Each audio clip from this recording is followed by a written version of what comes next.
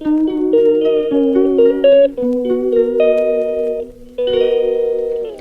मायके से 1 महीने के बाद आने का काम देखिए, बहुत सारे काम थे, बहुत जो मसालेदानी वगैरह हैं उनमें बहुत कुछ सामान ख़राब होने वाला था, कुछ सही था, कुछ भरना था। ऐसे करके मैंने सारे डिब्बों को खोल के देखा, सबकी साफ़ सफाई करी। और बहू ये करती हैं, सारा काम करती थी, अपनी ज़िम्मेदारी से करती हैं, मगर फिर भी अंदर का तो कुछ देखना ही पड़ता है, क्योंकि इतना ज़्यादा छोटे छोटे बच्चों वाली हैं तो इतना नहीं कर पाती हैं। तो ये सारे काम तो हमें ही देखने हैं। तो चलिए देखते हैं, फटाफट से सारे सामान की सफाइयों में लग जाते हैं और किस में क्या ख़राब हो रहा है, क्या अच्छा है, ये सारे काम करना पड़ता है। और मैं सब करी, इसके बाद मैं बहुत ज़्यादा थक गई 2-3 दिनों से। सारी साफ़ सफाई करी, कुछ चिप्स बनाई, कुछ बिजौरियाँ बनाई और कुछ गेहूँ चावल सारा काम पड़ा हुआ था। वो सारे काम करने में इतनी व्यस्त हो गई, मतलब वीडियो बनाना ही भूल गई। भूलती नहीं थी, करती थी, मगर मेरे को समझ में नहीं आता था कि मैं करूँ क्या, कितनी समय क्या करूँ। बहुत सारे काम हैं, तो मेरे को अभी कहीं लंबे टूर पे जाना है, तो इसलिए मैं सारे काम ख़त्म करके ही जाऊंगी। तो इसीलिए इस समय 1 मिनट के लिए भी समय नहीं मिलता मेरे। और आटे को भरना था, तो ये बोरी कई दिन से पड़ी थी, तो मैं इसको पोंछ पाछ के और इसमें बाल्टी में, ढक्कन वाली बाल्टी में आटा रखती हूँ। और इसमें रखने का रीज़न ये है कि ये बड़ी है बाल्टी और इसमें ज़्यादा आटा जाता है। और प्लास्टिक के डिब्बों में कहा जाए तो जो अनाज है, आटा है, दाल है, चावल, ये सब कुछ बहुत सेफ रहते हैं। तो मैं इसलिए है छोटी कटहल जो छोटी होती है, तो उसको जिसमें बीज वूज नहीं होते, तो इनको बहुत पसंद है। तो मैं छोटे छोटे काट के काम के दौरान ही और इधर इंडक्शन में चढ़ा दी हूँ। इसमें तेल और नमक डाल दी हूँ, क्योंकि इसका दूध निकल जाए। छोटे कटहल में दूध बहुत ज़्यादा होता है। और सबसे आसान तरीका कंबल धोने का। कंबल हमारा गंदा हो गया था और हमारी वॉशिंग मशीन इस समय ख़राब है, तो मैं इसको रात में गला के रख दी थी और इसको दूसरे दिन खूब अच्छी तरह से कचर कचर के पैर से और पानी डालते डालते साफ़ करी। पानी मेरा वेस्ट नहीं हुआ है, पानी मेरा केले में जा रहा है। फिर अच्छी तरह खंगालने के बाद ये दोनों कुर्सियाँ जो लगा के मैं रखी हूँ सामने, उसी में मैं कंबल को उठा के खिसका के किसी कदर और कुर्सी तक पहुँचा देती हूँ। इसके बाद पानी निथर जाता है। तो नहा के आने के बाद कटहल की सब्ज़ी बनाने के लिए सारा सामान तैयार करके रख ली हूँ। कटहल को डीप फ्राई कर ली हूँ, तो इनको ऐसी सब्ज़ी पसंद आती है, तो इसी टाइप की बनाती हूँ जो उनको पसंद आता है। तो इसको डीप फ्राई करने के बाद फिर इसको मसाले की ग्रेवी में डाल देंगे। ये ग्रेवी साधारण सी है, इसमें धनिया, जीरा, लहसुन और प्याज है छोटी सी, और थोड़ी सी गरम मसाले जो सूखे मेरे घर में है, तो मैं उनको डाल के पीस ली थी। और फटाफट से इधर ग्रेवी हो रही है और उधर डीप फ्राई हो गई है कटहल की। और मैं बना लूँगी फटाफट से सब्ज़ी, क्योंकि अभी हमको पूजा भी करनी है, बहुत सारे काम हैं, चिप्स भी काटनी है, इस समय बहुत ज़्यादा व्यस्तता है। तो चलिए, हमारी ग्रेवी हो गई तैयार और इधर कटहल डीप फ्राई हो गई है, उधर ग्रेवी परफेक्ट हो गई है। इसके बाद हमारी सब्ज़ी बनके हो जाएगी तैयार, क्योंकि मसाले में तेल ऊपर आ गया है। जैसा कि मैं आप लोगों को बताई कि इस समय सीज़न चल रहा है, कहीं चिप्स बनाओ, कहीं पापड़ बनाओ, कहीं बिजौरियाँ बनाओ। और इधर कोई आलू छील रहा है, तो मैं चिप्स काट रही हूँ।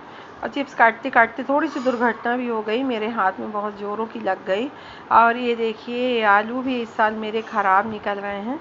ये देखिए, कितनी कोशिश करी हूँ, पर कहीं ना कहीं चित्ती चित्ती टाइप का आलू के अंदर पड़ा हुआ है। और मैं कल दोपहर में ही चिप्स काट के धो के और उबाल ली थी। सबसे बड़ा ट्रिक है सब चिप्स को अच्छे से बनाने के लिए, तो उसको आप जितनी पानी में धोएंगे, जितना ज़्यादा इसका स्टार्च निकालेंगे, उतनी अच्छी आपकी चिप्स बन के रेडी होगी। तो इसको आप 4-5 पानी धोएं, एकदम साफ़ सुथरा। जब पानी आने लगे तो आप इसको थोड़ा सा ढक के रख दें, और इसको कम से कम 5 घंटे चाहिए ही चाहिए पानी के अंदर। जिससे चिप्स जो है तो बहुत जानदार बनती है। तो मैं तो इतना ही काटी थी जो आपके सामने दिख रहा था, तो मैं इसमें ज़्यादा समय नहीं दे पाई थी, जल्दी ही इसको बना के और सुखा के रख दी थी। मगर आज जो मैं चिप्स काटी हूँ वो मैं 5-6 घंटे बाद पकाई हूँ। बड़ी मशक्क़त करनी पड़ती है चिप्स फैलाने में, जितना काटने उबालने में नहीं होता उतना फैलाने में होता है। तो देखिए, एक एक चिप्स अलग अलग यदि हम नहीं फैलाएंगे तो ये चिपक जाएंगी। तो चिपक जाती है चिप्स, तो फिर मज़ा नहीं आता, वो कड़ी हो जाती है, नहीं बढ़ती है ना कुछ होता है। और देखिए, हमारी चिप्स बन के हो गई है रेडी, और अब 2 घंटे के बाद खाने लायक हो जाएगी। अब हो गई है रात, इधर आ गई हैं ईरा महारानी और ये दोनों भाई बहन बैठ के खाना खा रहे हैं। हाय फ्रेंड, मैं कुमुद आपका चैनल में स्वागत करती हूँ। आशा करती हूँ कि आप सभी अच्छे होंगे, मैं भी अच्छी हूँ। और आशा करती हूँ कि आप अपने आशीर्वाद में मुझे शामिल रखें, छोटे हों चाहे बड़े हों, सभी मेरे को आशीर्वाद दें। और मैं बहुत दिनों से वीडियो नहीं बनाई, जो कुछ भी छोटी मोटी मेरे पास वीडियो हैं तो मैं आपको आज एडिट करके देने वाली हूँ। बड़ी मुश्किल होती है जब तबीयत ख़राब हो जाती है तो ये सारे काम करना। और मैं बहुत दिनों के बाद करीब 1 महीने रह के अपने मायके से आई हूँ, तो घर छोड़ना कितनी बड़ी बात होती है। जो बेचारी बहुओं के हिस्से का था वो करती थी, जो मेरा था तो वो सब पड़ा है। तो मैं सारे कामों को जल्दी जल्दी निपटाने की कोशिश में हूँ। और मेरे को अभी कहीं जाना है लंबे टूर पे, तो इसलिए सारे काम जल्दी जल्दी करने हैं, तो वही कामों में ज़्यादा व्यस्त रह गई, तो मैं वीडियो नहीं बनाई हूँ। और जो छोटे मोटे काम करी हूँ तो आप लोगों को बताऊँगी, वीडियो दूँगी। आप मेरे साथ पूरे चैनल में बने रहिएगा, देखिएगा।